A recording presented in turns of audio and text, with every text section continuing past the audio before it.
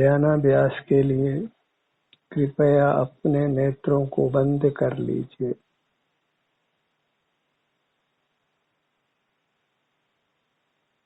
अपना मुख अपनी ओर कीजिए।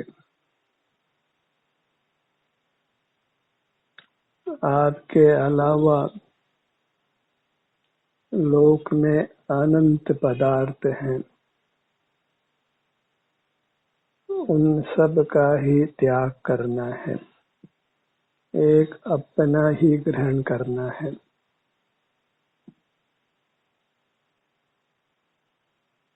अनंत के त्याग से, एक अपने ग्रहण से जीव चतुर्दश गुण स्थान को प्राप्त कर अयोग केवली होता है, अशरीरी होता है, परमात्मा होता है। अपने अलावा किसी अन्य पदार्थ को विषय नहीं करना है। सर्व पदार्थों के ज्ञान से रहित होकर अपनी प्रतिमा का संवेदन करना है। अपनी प्रतिमा चेतन है, उसका आपको संवेदन होता है, उसी का संवेदन करना है और बाहर के अनंत पदार्थों में से किसी को भी जानना नहीं है।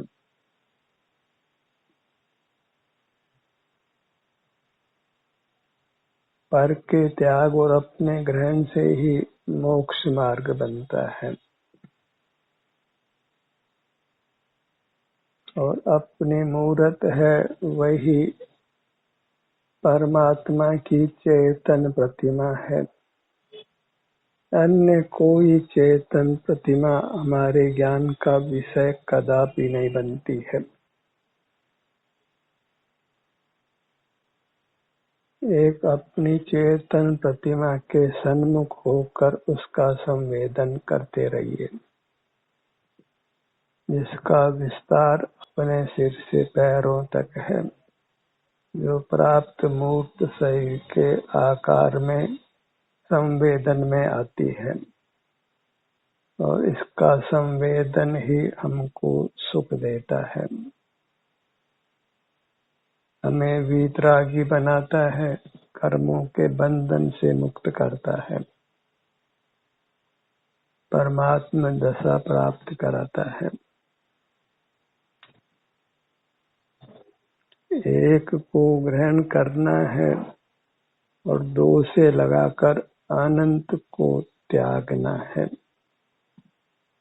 और एक के ग्रहण में अनंत का त्याग स्वमेव हो जाता है।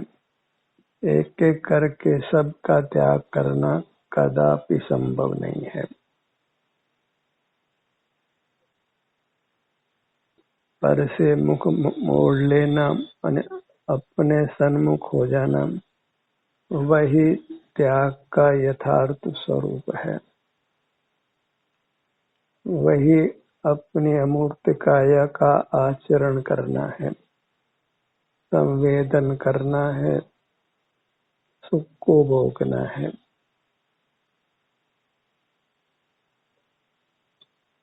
यही धर्म का स्वरूप है, जिसमें हम अपनी प्रतिमा का ही सम्मान कर उसका अनुभव करते हैं।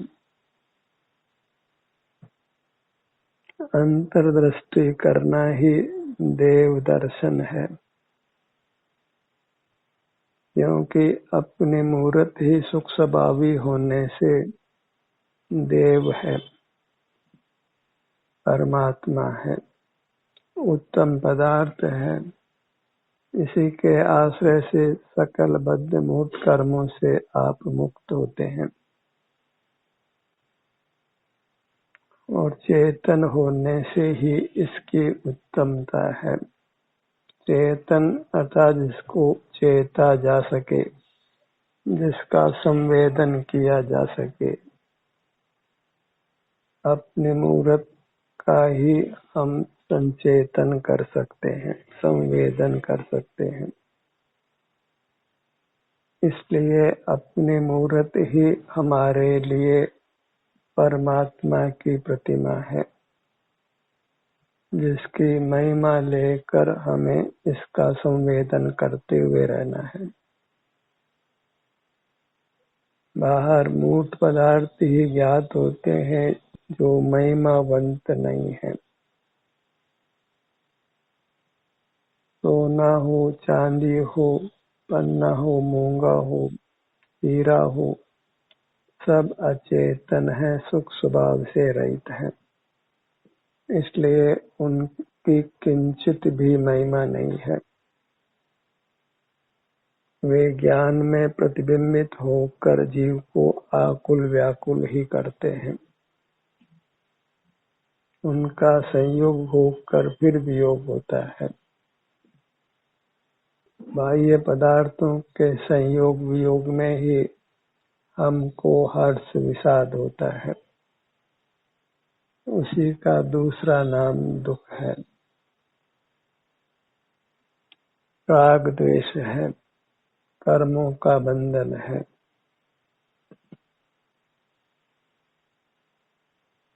वही पर्व बनाना सार्थक है जिसमें हम ये निर्णय करें कि अपनी मूर्त ही उपादेय है, से सारा जगत हेय है।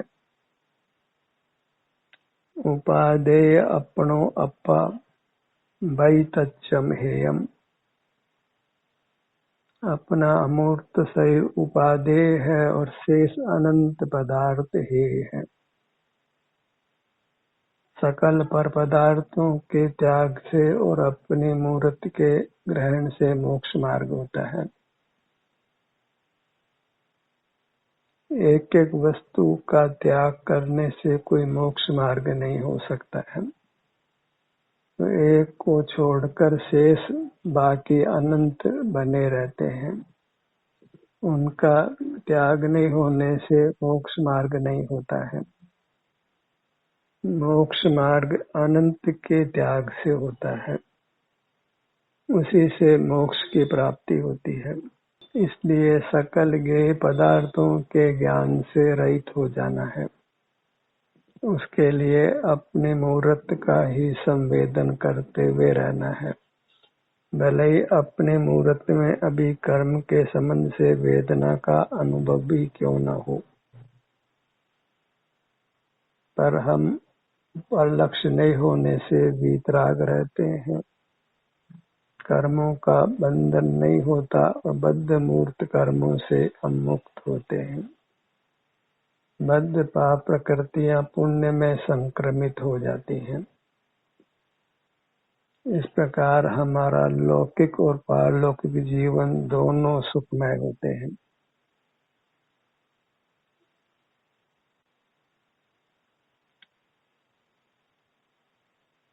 धर्म को जीवन का अंग बनाना है। ये केवल सीखने जैसा नहीं है। अपनी मुद्रा के सन्मुख होना है और बने रहना है, और इसमें हमारा स्वयं का आत्मनियंत्रण ही चाहिए। कोई भी आपको बलात् अंतर्मुख नहीं कर सकता है।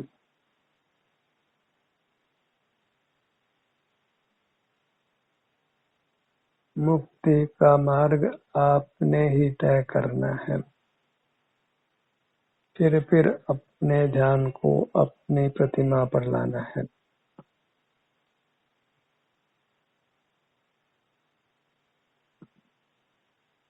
अपना मुखमंडल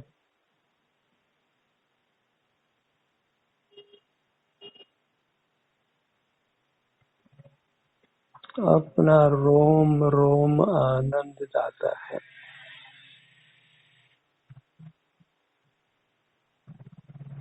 निरखो अंग अंग जिनवर के, जिससे हो शांति अपार।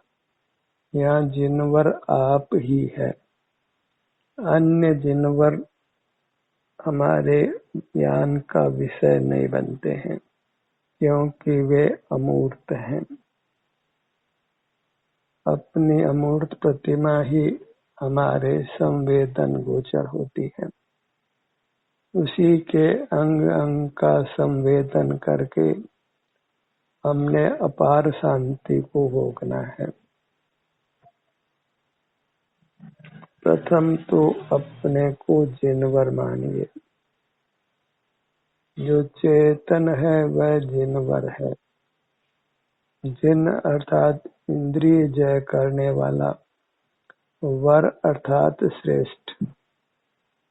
जो इंद्रिय जय करने वाला है, मूर्त पदार्थों को देखता जानता नहीं है, वही श्रेष्ठ है, वही सुशील है। इंद्रिय ज्ञान में रहना व्यभिचार में रहना है।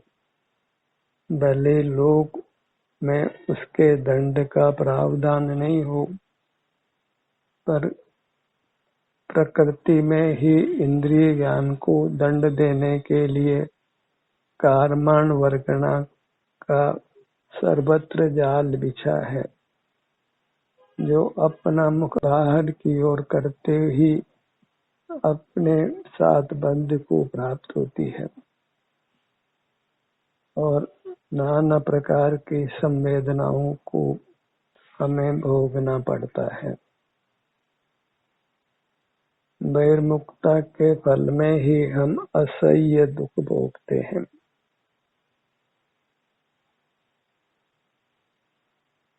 सुख का तो काफी समय भी भारी नहीं होता और दुख का तो एक समय भी बहुत भारी होता है। सिर का भाग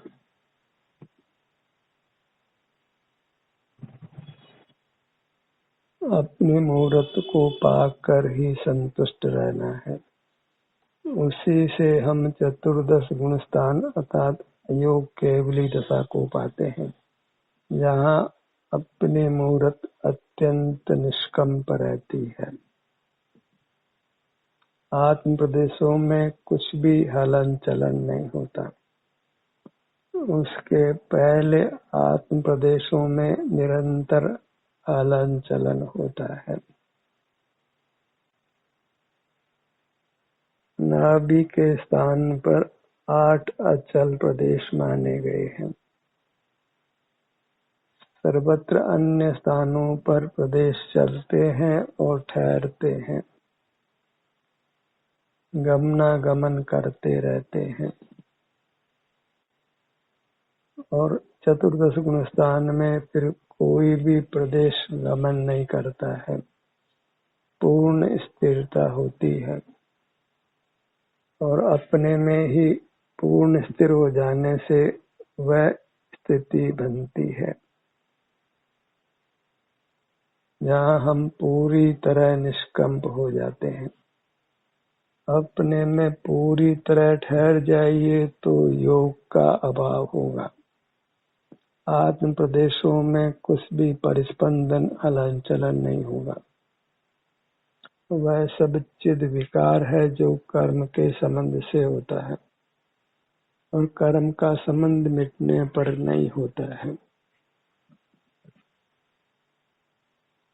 जीव में बहिर्मुखता के कारण कषाय होती है, दुख होता है और आत्म प्रदेशों में परिस्पंदन होता है अर्थात हलन चलन होता है। ये सब इंद्रिय ज्ञान के फल से होते हैं। इंद्रिय ज्ञान में ही नाना प्रकार का कर्म हमारे साथ आकर बन जाता है और हमको पूरी तरह परतंत्र करता है। फिर सोचना समझना भी काफी कुछ कर्माधीन हो जाता है। जिसको जैसा उदय है उसको वैसा ही सावधान वर्तता है। दूसरा उसको कितना भी समझाने का प्रयत्न करे तो प्राय वह अपने कर्मोदय से विपरीत कुछ भी सोचने को समझने को तैयार नहीं होता है। इसीलिए हम किसी को देश न देते हैं तो वह प्राय निष्फल होती है, क्योंकि उसकी बुद्धि कर्म संचालित करता है।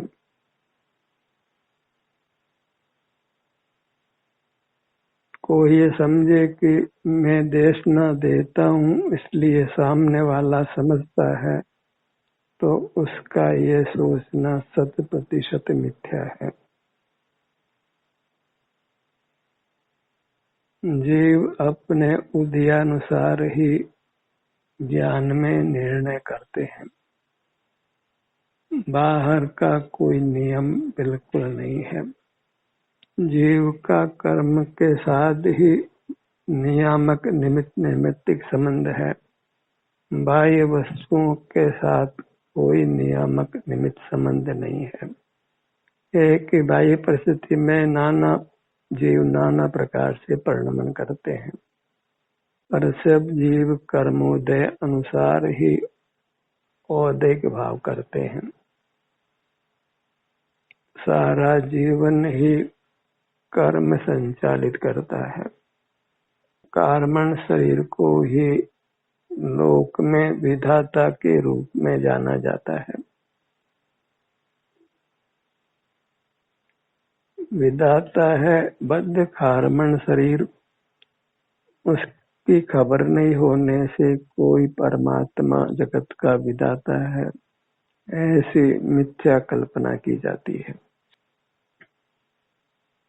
जो मुक्त हो गए हैं वे जगत के विधाता बिल्कुल नहीं है। विधाता बद्ध मूर्त कर्म है। वह अति बलवान है।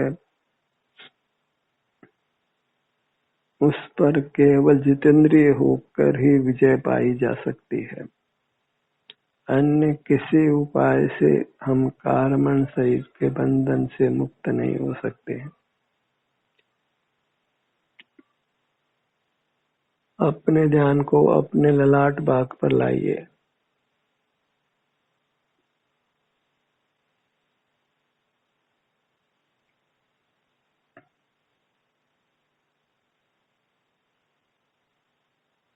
एक भावना भाना है कि हमारा मुख अपनी ओर रहे, उसमें कुछ भी विघ्न नहीं हो।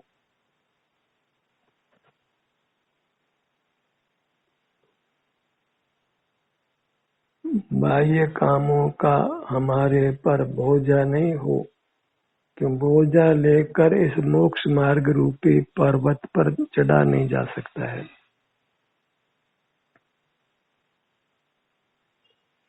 हमें निर्भर होना है। जो ज्ञान में पर पदार्थों की स्मृति है वही वास्तविक बोझा है। उस मेमोरी को ही हमने डिलीट करना है और पूरे मस्तिष्क को साफ कर लेना है, और तभी हमारी मूर्त हमारे हृदय में अच्छी तरह स्थान पाती है।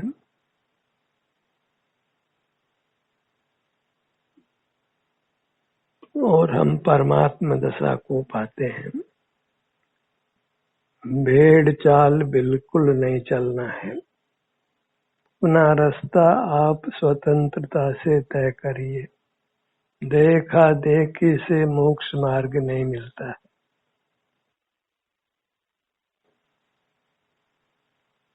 दोनों नेत्रों का भाग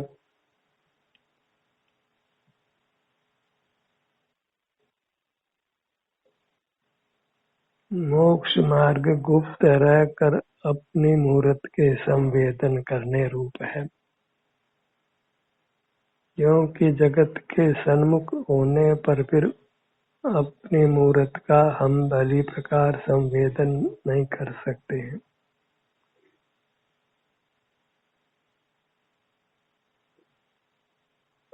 दोनों कान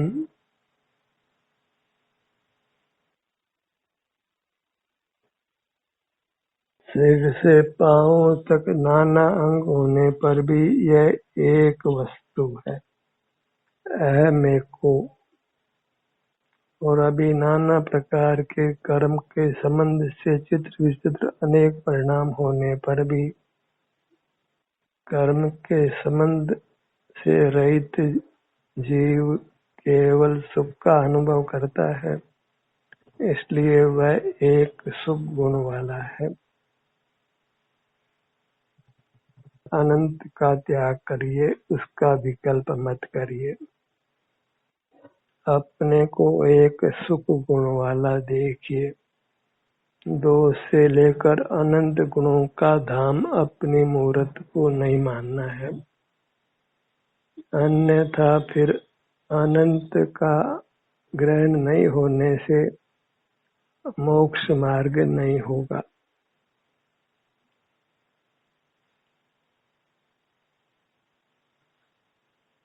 नासिका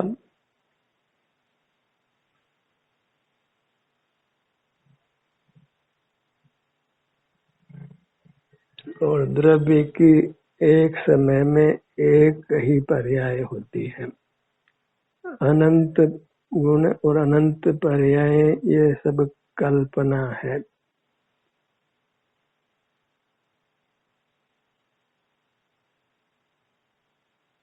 एक समय में एक ही पर्याय का होना संभव है।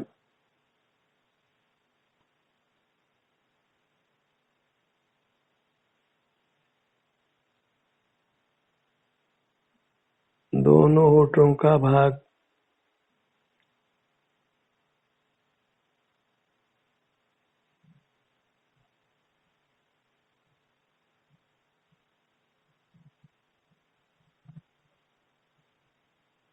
बाहर से ध्यान हटाकर केवल अपने स्वास्थ्य की स्थिति को ही भोगना है, वही हमारा यथार्थ भोग्य है। अपने स्वास्थ्य की स्थिति को भजना है कि जैसा भी आपका स्वास्थ्य है उसको यदि आप भजते हैं तो अल्पकाल में ही सर्व कर्मों का नाश कर परमात्मा होते हैं।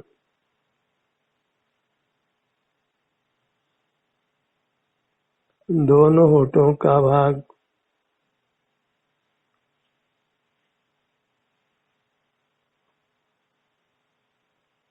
एक स्थान पर वृत्ति स्थिर होती हो तो अन्य स्थान के सन्मुख होने की आवश्यकता नहीं है।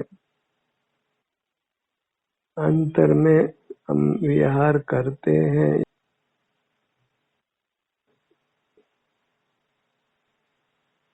कर्म को और इंद्रिय ज्ञान को जीतने के लिए अंतर में तीव्र गति से विहार करना है।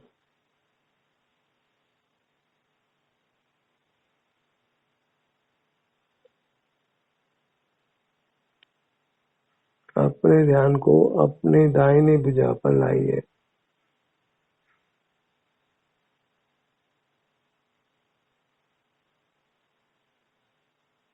दाहिनी हथेली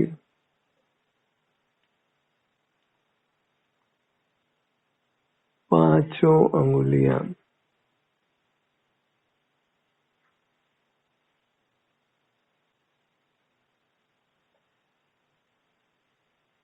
कलाई, कोहनी और कंधा पूरी दाहिनी भुजा।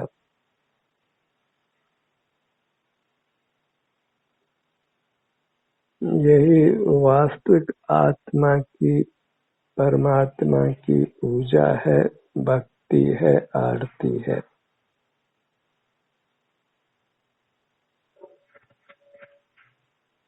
निज में ही नित्य विहार करना, विहार कर तू पर द्रव्य में। निज में ही रतिवंत बन, निज में ही संतुष्ट रे, निज में ही बन तृप्त तू, उत्तम सौख्य हो जिससे तुझे।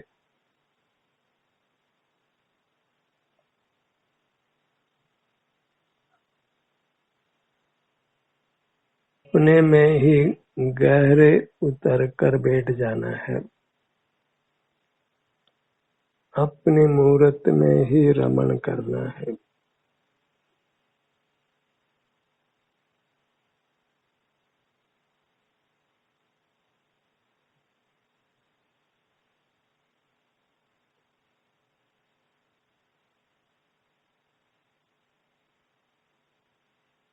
सीने का भाग,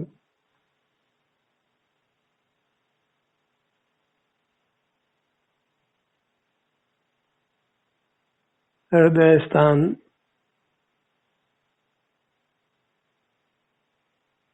सीने का मध्य भाग, पेट का भाग, नाभि स्थान,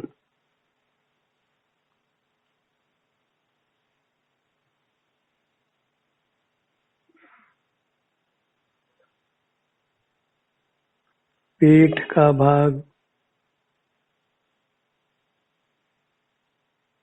पीठ के मध्य में ऊपर से नीचे तक आइए।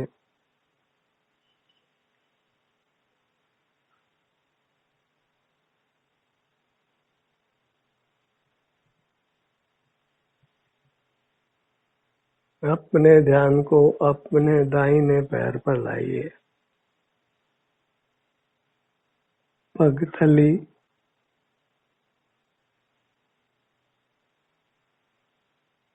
पांचों अंगुलियां, टखना, एड़ी, पिंडली, घुटना, जंघा अपनी ही अमूर्त काया से प्रीति करना है। अन्य पदार्थों की प्रीति राग द्वेष रूप होती है, सकल दुखों का कारण होती है। हमें बाहर के प्रति शुष्क होना है और अपने प्रति सरस होना है।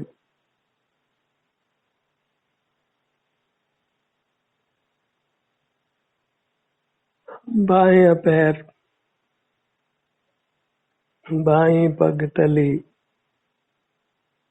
एड़ी, टखना, पिंडली, घुटना, जंघा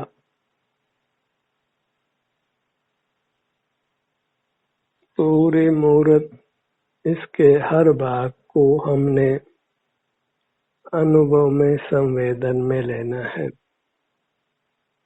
और इस प्रकार संसार सागर से पार उतर जाना है। ध्यान का सत्र यही समाप्त होता है।